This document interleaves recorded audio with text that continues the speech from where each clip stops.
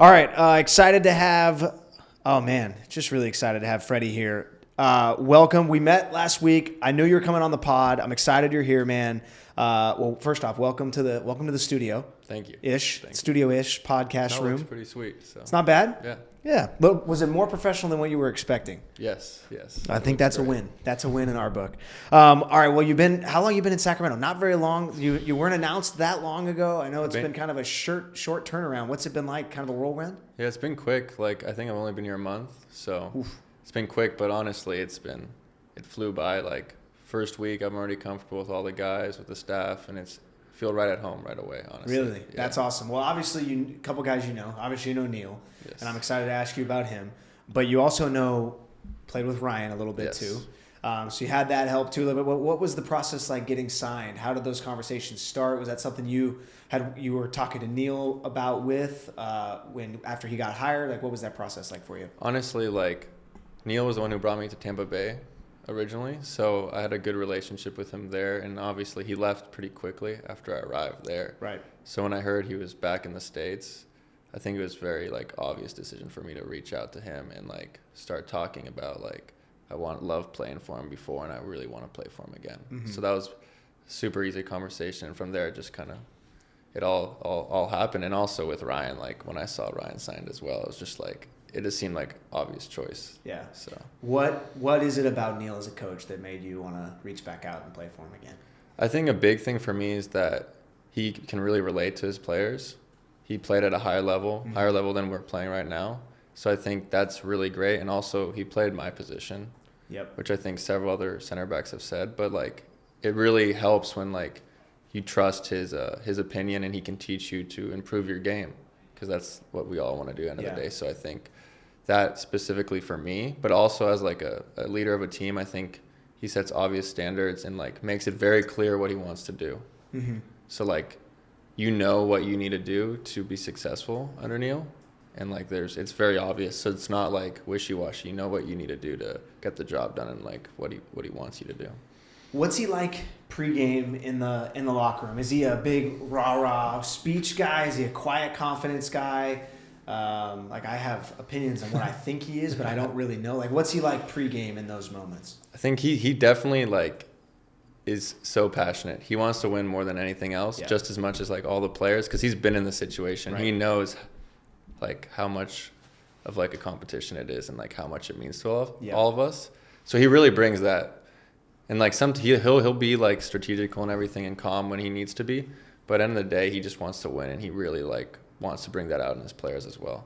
But as a center back, you mentioned that he played your position, and that's an additional kind of bonus, right? So what does he give different notes to you guys, comments during training, during games, that maybe you haven't gotten from other coaches who weren't center backs? No, I think it really comes out in the details, because playing for attacking coaches, it's a lot about attacking and how you want to build and all those things. Yeah.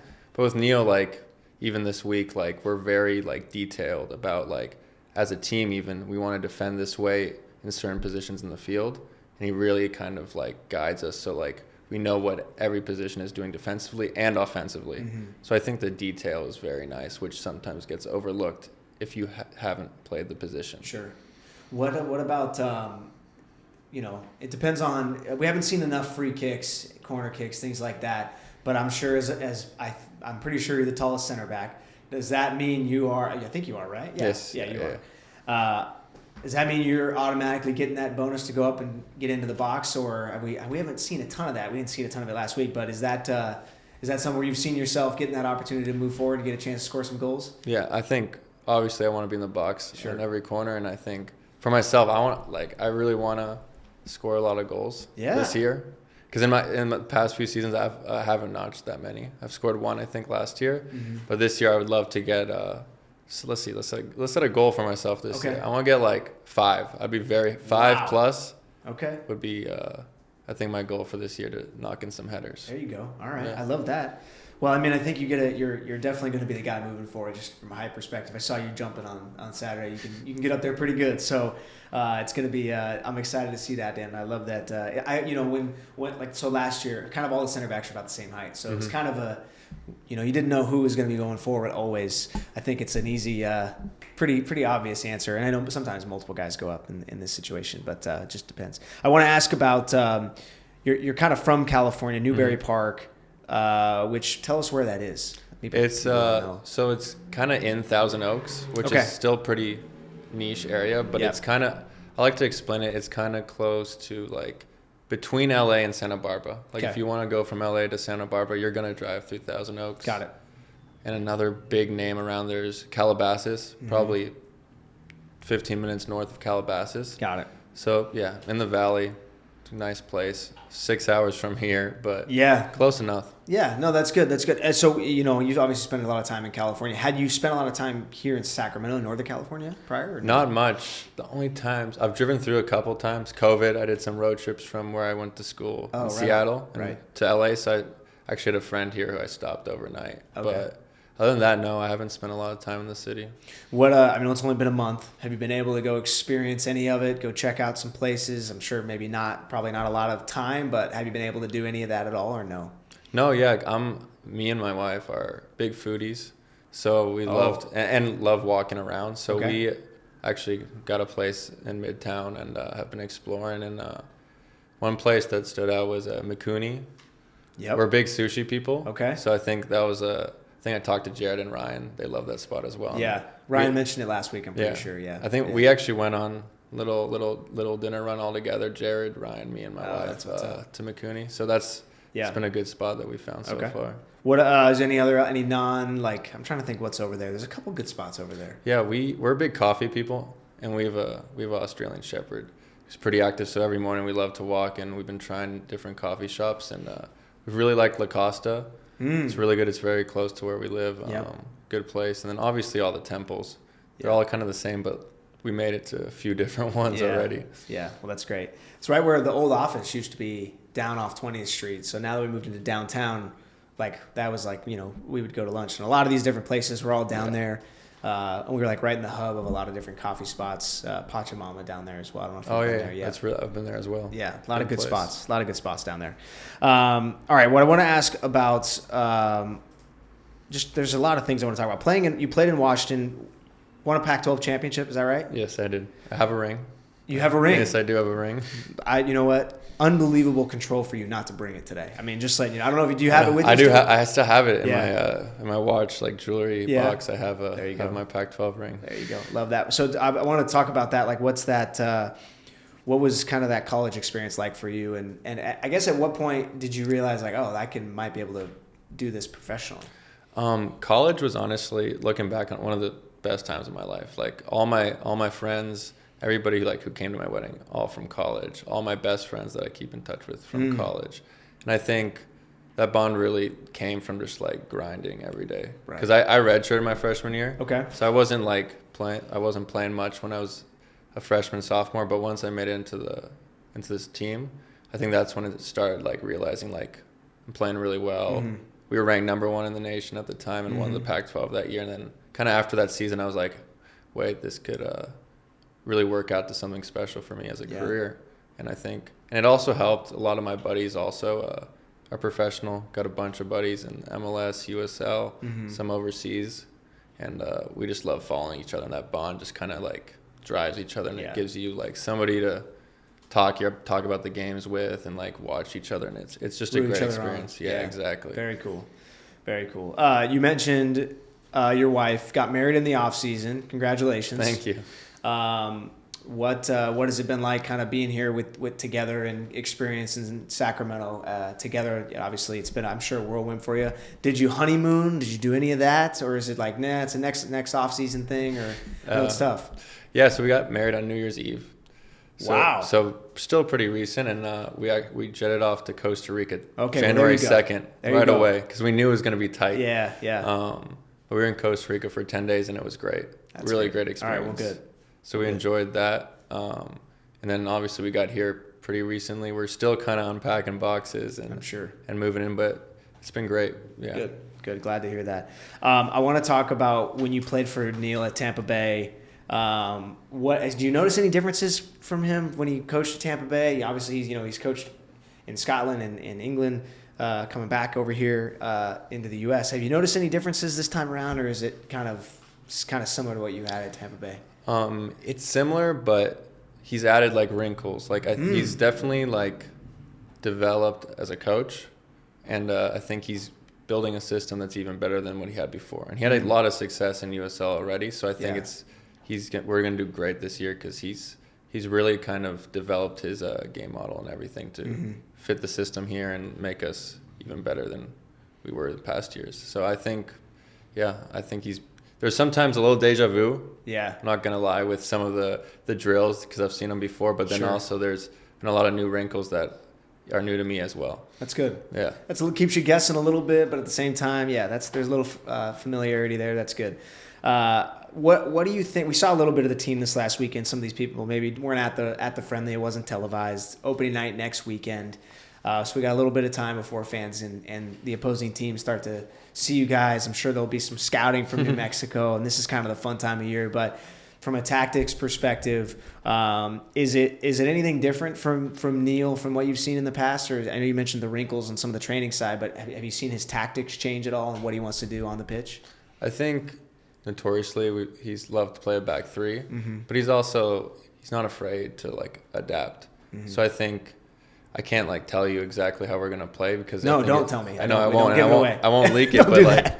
But the thing is like it's not gonna be like there's principles in the like that are obvious and all the players know, but like formation may change depending on the opponent so it might look different, but end of the day, all the players on the team know what we're doing because it's always based on the same principles. I think it's going to be hard to scout us because we'll be able to adapt and be able to play a lot of different ways, and I think that will be one of our strengths. Yeah, I mean, Michel played kind of a left center back role this last week, which was cool to see. Probably a little out of position for him, but I mean, he looked kind of fit right at home. So I don't know if that's something that will continue. I know we've had some injuries, so that's played an impact, and I'm sure the formation might change depending on who you guys play. I want to talk about just being a new guy coming into a team where there are a lot of returning players. However, you have a new coach, new kind of culture, new system a little bit. But what's it been like as a new guy meshing with some of the returning players? Are there certain guys you immediately got along with? Did you know some of the players who were here previously beforehand, things like that? Like, obviously, a lot of guys who have a great reputation. Yep. Just because I've been around the league and I've seen them play. I've seen them really well. But honestly, coming in, it took maybe a week, but I felt so comfortable. That's awesome. And, like, some of the guys just, like, took me under the wing. Like, Jared was great, was showing me around Sac. And then it just was from there, it was so easy to get along with everybody. And, like, even the guys in my position, like Lee has been great, the captain right now. He's been a great guy, and everybody really took me under their wing and made me feel comfortable. And now it's like I've been here way longer than a month. That's how it feels. That's great. Yeah. And I know you guys went on that San Diego trip or SoCal trip, which was probably nice for you. I mean, it's not necessarily home, but I mean, SoCal is in a little bit for you, I would imagine. But I'm sure that was also a great opportunity for you guys to bond, get some culture going. But what were you guys able to do away from the field that kind of helped with a little bit of that? Honestly, it was just like, for me, just going to nice dinners and like just sitting for a while, like not rushing, having a few different meals and everything. And it's just, I think talking in those circumstances where you're like not under pressure to go anywhere or anything and just get to learn about each other is really great for me because I just, honestly, I don't need to do much. I just love talking to people and like learning about them. And that's how you really build some bonds. Yeah. No, that's awesome. I have on my notes here, you roomed with Ryan at Tampa Bay. Yes. Is that true? That has happened. So tell us about what Ryan's like as a roommate. What can we expect? A lot of hair product? Honestly, he's like, even with that much hair, he's pretty... What I've heard is he doesn't use product every day. He has like a routine that's maybe weekly or every 2 weeks. This is what we wanted to hear. Yeah. So I think he takes really good care of it, and he's very particular about what he uses. But other than that, super chill guy. Yeah. Gets along with everybody. So his like being his roommate, like it's really just like you're just chilling with like one of your good friends, Yeah. It was a pleasure talking to him last week. He seems great, and it was fun to see him on the field a little bit too. I mean, obviously more than a little bit, but excited to see, because that's what's, for all the new fans, right? Or not new fans, but fans are seeing new players. It's like, okay, what does this guy do? What are his So getting to watch, you and Michelle and Ryan on Saturday, along with a couple of the other guys, was really, really fun. And I'm sure that'll continue as we get throughout the season as well. It seems like, though, again, just a really good group of players on the field, but also pretty tight-knit group, it seems like, off the field as well. A lot of, people hanging out outside of the game, getting to know each other well. And I would imagine that is something that kind of bodes well for success on the field as well, right? No, I think so. The more you want to, play for each other and have that bond off the field, I think it really translates because, if you know each other well off the field and, know, what's going on in each other's lives, it makes that, battle on the field even more, personal. Because, if I see one, Ryan, for example, because we've been talking about him a lot, get tackled by a guy, and I'm it'll fire me up. Or if Ryan's doing really well, it's going to fire me up as well. So I think the stronger the bond off the field, it really shows on the field because you're playing for each other then, not just for yourself, right? And I think that's the most important thing in team sports. What was it like? We had Meet the Team this last weekend. Got a chance to meet, I'm sure, a lot of probably the biggest fans of the Republic. Most of them, I would say, were there. What was it like interacting with a lot of those fans last Saturday? Yeah, it was honestly amazing. Just seeing how passionate people are and how much joy it brings them makes me feel even more amazing to be able to play in front of them. And I think just that game, it wasn't even maybe a third of what we're going to get on opening day. Right. And I'm just so excited to play in front of these fans because if it's going to be 12,000 fans, I think it's going to be a crazy atmosphere and it will really help the team and they're all going to be behind us and it'll make us play 100 times better. And you haven't played at Hard Elk Park before? I have played against Sac. Oh, you have? Once last year. Okay. And it was a tough game. Yeah. Yeah, we won, but it was still a very tough place to play. Yeah. We talked a little bit about bonding with a couple different players and things, but what have you been able to, we mentioned some of the coffee shops. You said that you're a foodie, so what kind of other types of food you and your wife are big fans of that you like to try? Obviously you said sushi. Is there other things that you like to try that are some of your favorite foods that maybe aren't, a little outside the norm, I guess? We're really big about eating you could say healthy, but kind of whole foods. So we've been to the Sacramento Co-op, has been great because I do all the cooking at home, or most of the time at least. Wow, okay. So I really enjoy finding nice foods to bring back and make for my wife and having nice meals at home. Okay. So we love trying new restaurants, don't get me wrong, but most of the time, other than date nights, we're cooking nice meals at home, and I think the Co-op's been really cool. I don't think I've been in a city where there's been a place that is kind of locally run like that and has such a good selection of very good products. Yeah. What's your favorite thing to make? Cook. I'm a big breakfast guy. Oh, okay. And I really like mornings with a cup of coffee. So for me, honestly, it's pretty basic. I love having some boiled eggs, avocado, some yogurt, honey, granola, blueberries, cherries. It's just very simple for me, honestly. I think the balance of sweet and savory in the morning is great too. Yeah. So I'm excited to wake up every morning and have breakfast. So. Wow. Not a lot of people say that, so that's good. It's refreshing. No, yeah, my wife's the opposite. She's a night person, or just not as night big person for sure. And mornings she just takes so long to wake up. So I've already had my big meal in the morning when she gets up, and then I gotta make another meal for her. Yeah. So.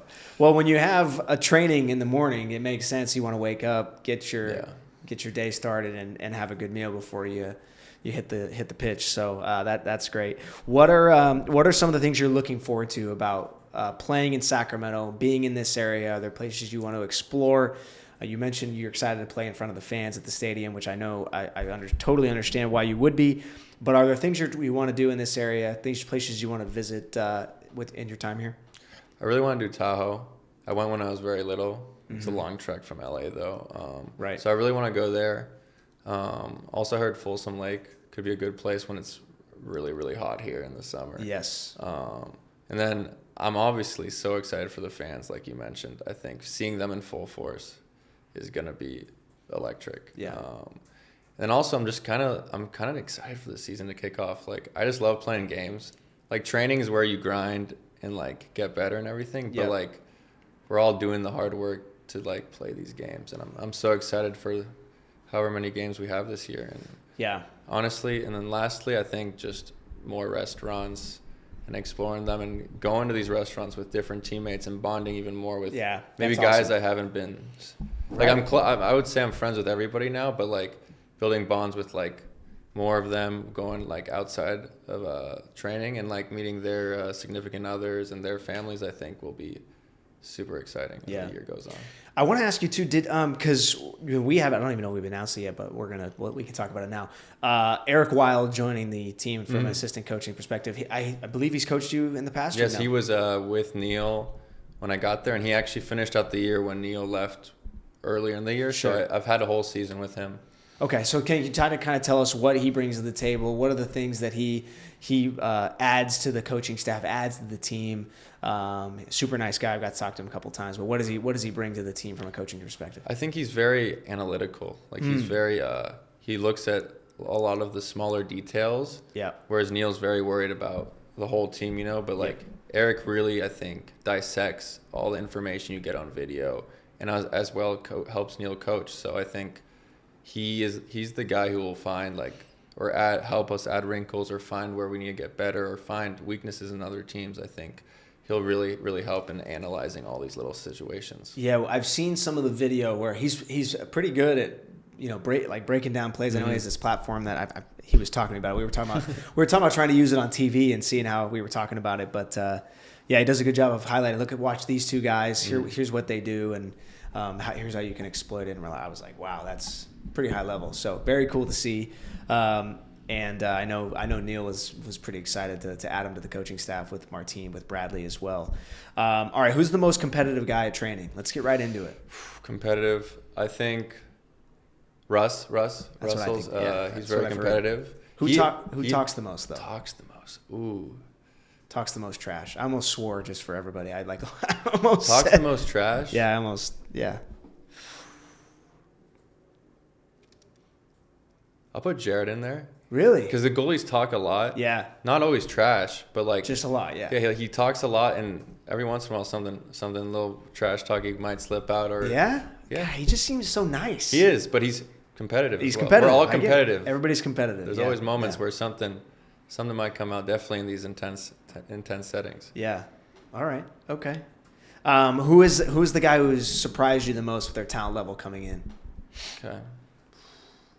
I like Nick Ross a lot. He plays pretty close to me at the 6, and I think he's played a little higher up as well. And I think he just kind of his versatility, and then also he's just such a nice guy at the same time. So he does a lot of the dirty work without complaining, runs a lot, and makes my job easy. So he's just right in front of me displaying that. So that's why. He is the definition of a solid player. No, exactly. He is so solid. I know. So he's been here for quite a while, since 2022. Mm-hmm. So he's been here a while. His first couple of years, we got to see him a little bit. Had some injuries, so he'd be in and out of the lineup. And then really the last 2 years, and really last year, he had to play out on the wing at times. And it was like, man, this guy, he is so valuable. And he got a contract extension, which I was excited for him about. And like you said, such a good dude too. So that's a great pick. All right, we're almost at 23 and a half minutes. Want to see what else we want to hit. What are your questions? Do you have a question for me? We talked about it ahead of time. Hit me with it. What do you got? Okay, I'm gonna ask you, who's your favorite superhero? Oh. I have an answer that I think is the right answer. Well, okay, dive into what, but don't tell me what it is. Okay. But why do you think it's the right answer? I think for me, I just grew up with this hero, I guess we'll say. He's just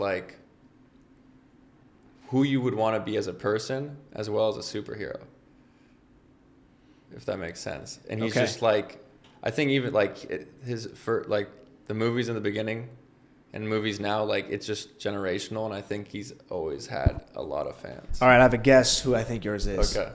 I might be way off. Is it Captain America? No. Dang it. My keychain is on the desk over there. I don't want to look. I don't want to look at it. I just looked, but I can't even see it. Okay, so who you want to be? I don't know. I don't know. Is it Is it a very high profile superhero? He's in Marvel. He's in the final Marvel movies. The final is in the Endgame. Endgame. He's in Endgame. But I'm a fan of like the early movies. So there's like, So is it Iron Man? No, there's different characters who have played him. So Hulk. No. You're that clue. There also were different characters play Hulk. I have no idea now. Okay. Oh, is it Thor? This is tough. This Wow. is tough. We're going through all of them. I'm just going through the original. I'm like, it's got to be one of the OGs. It's not a high. You said high profile. You said yes. I think it's pretty high profile. So it's not Hawkeye then. No. So I'm over 5. This is real rough, everybody. All right, should I just keep guessing, or do you have to tell me at this point? I'll give you colors. Okay. We can go colors. About main color is red on his suit. So Spider-Man? Yes. All right, so I was thinking not that one, so I apologize. That's what my pick is too. And you didn't guess it? Yeah, because I don't know why, but the way you said it, I was like in my head. I was trying to be a little tricky to be fair. You were. Yeah. You were. Well, no, Spider-Man is the correct answer.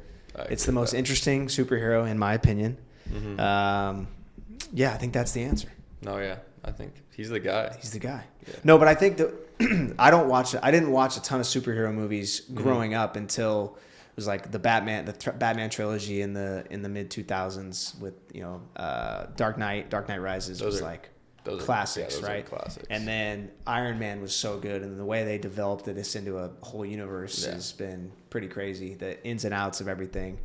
But what have you thought of the recent ones? Did you watch the most recent Captain America movie? I don't think I've watched the newest one. But have you since Endgame? Have you been following it at all? Or no, after Endgame, it's kind of lost me. I know, me too. Because I feel like it's getting tougher for them to intertwine it with the whole storyline now. Yeah. Well, and now everybody's out of contracts and stuff. So we'll see what they end up doing, but they have the Doctor Doom thing that piqued my interest. It was the way they revealed it at whatever they did, and it was Stark or it was Downey and anyway. But I don't know any of the comic book stuff. So for instance, when I watched Dark Knight for the first time in whatever that was, I think it came out in 2005 maybe. Yeah. I didn't know anything about Two-Face Harvey or any of that. So when he went from good to bad, I was like floored. You were shook, yeah. I was shook. So do you know the comic book stories? Or I don't know all the Marvel, okay. But I did the Spider-Man comics. You knew those. And there's a lot of different stuff that hasn't been shown. So I'm curious if there'll be any more stuff that will come out. Yeah, I think those are the best movies. And the one they did with the 3 of them coming back was... Oh, yeah. That was, for me, that was like, this is sick. Yeah, that was very high level. And it was a surprise. I mean, there were whispers, but it was a surprise, which was very cool. Yeah. So I'm with you. Little Spider-Man talk. I can't believe I went over 5. That's crazy. It's all right. Maybe my explanation was just better. I think I was thinking, like you said, original. So I was like, oh, okay, the OG Marvel people. And then I realized what you meant. Different people. Yeah. No, all your clues are right. I just was not in that headspace. I was thinking the original, like Avengers crew. Basically, is what I was thinking. That's fair. So, and I don't know why, but I was like, oh, it's too obvious, so I can't pick that one, I guess is what it was. So, all right, man. Well, really, really good to meet you. Good to have you on. I appreciate it. We went almost 30 minutes. We'll have to do it again. Yeah. Excited to see the fans in full force on March 8th. Excited for the season to get underway. Man, yeah, it's a good time of year. Weather's good. It's not getting too hot yet. We had great weather on Saturday. Hopefully we have again good weather next Saturday as well. So thanks for coming on, man. This was so much fun. No, I appreciate it, and it was really fun, and hopefully we get to do it again. Yeah, we'll do it again. Maybe we'll have you and Ryan come on together. Maybe it'll be Mazzola too. Maybe it'll be everybody. Honestly, that'd be a squad. Mazzola came out when he came on last year. He came out firing. I know he's going to listen to this. He came ready. No, yeah, he always got to do a little more, He always wants to make it a little special. Yeah. So no, he's great. I heard it went great though. Yeah, yeah, for sure. All right, well, thanks, man. Good to see you, and thanks for coming on. Yeah, thank you for having me. Yeah.